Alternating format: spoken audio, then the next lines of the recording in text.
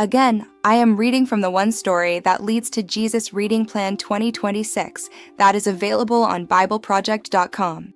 I like reading the NIV version because it is easier for me to understand. Day 9, Chapter 30. When Rachel saw that she was not bearing Jacob any children, she became jealous of her sister. So she said to Jacob, "Give me children, or I'll die." Jacob became angry with her and said, "Am I in the place of God, who has kept you from having children?" Then she said, "Here is Bilhah, my servant. Sleep with her so that she can bear children for me, and I too can build a family through her." So she gave him her servant Bilhah as a wife. Jacob slept with her, and she became pregnant and bore him a son. Then Rachel said, "God has vindicated me. He has listened to my plea and given me a son." Because of this, she named him Dan.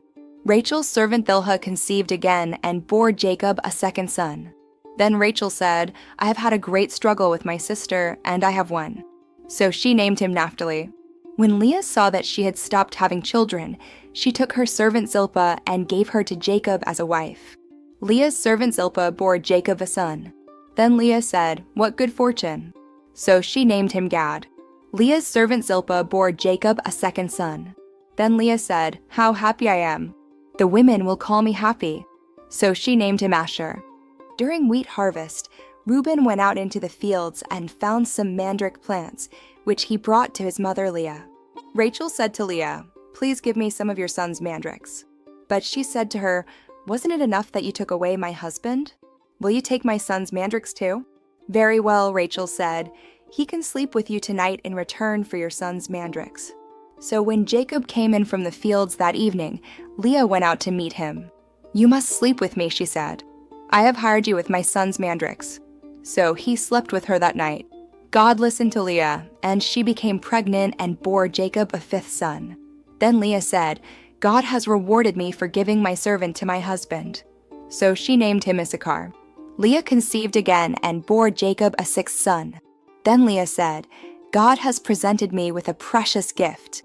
This time my husband will treat me with honor because I have borne him 6 sons." So she named him Zebulun. Some time later, she gave birth to a daughter and named her Dinah.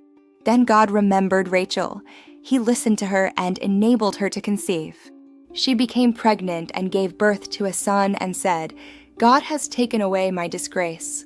She named him Joseph and said, "May the Lord add to me another son."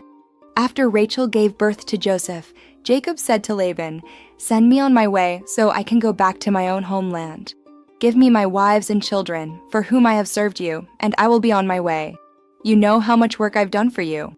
But Laban said to him, "If I have found favor in your eyes, please stay. I have learned by divination that the Lord has blessed me because of you." He added, "Name your wages, and I will pay them." Jacob said to him, "You know how I have worked for you, and how your livestock has fared under my care.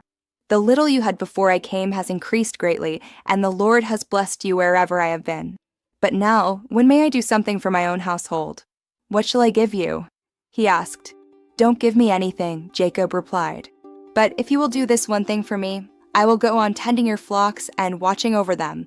Let me go through all your flocks today and remove from them every speckled or spotted sheep, every dark-colored lamb, and every spotted or speckled goat. They will be my wages. And my honesty will testify for me in the future, whenever you check on the wages you have paid me. Any goat in my possession that is not speckled or spotted, or any lamb that is not dark-colored, will be considered stolen." "Agreed," said Laban. "Let it be as you have said." That same day he removed all the male goats that were streaked or spotted, and all the speckled or spotted female goats, and all the dark-colored lambs, and he placed them in the care of his sons. Then he put a 3-day journey between himself and Jacob, while Jacob continued to tend the rest of Laban's flocks. Jacob, however, took fresh-cut branches from poplar, almond, and plane trees and made white stripes on them by peeling the bark and exposing the white inner wood of the branches. Then he placed the peeled branches in all the watering troughs so that they would be directly in front of the flocks when they came to drink. When the flocks were in heat and came to drink, they mated in front of the branches. And they bore young that were streaked or speckled or spotted. Jacob set apart the young of the flock by themselves, but made the rest face the streaked and dark-colored animals that belonged to Laban. Thus he made separate flocks for himself and did not put them with Laban's animals. Whenever the stronger females were in heat, Jacob would place the branches in the troughs in front of the animals so they would meet near the branches, but if the animals were weak, he would not place them there. So the weak animals went to Laban and the strong ones to Jacob. In this way the man grew exceedingly prosperous and came to own large flocks and female and male servants and camels and donkeys.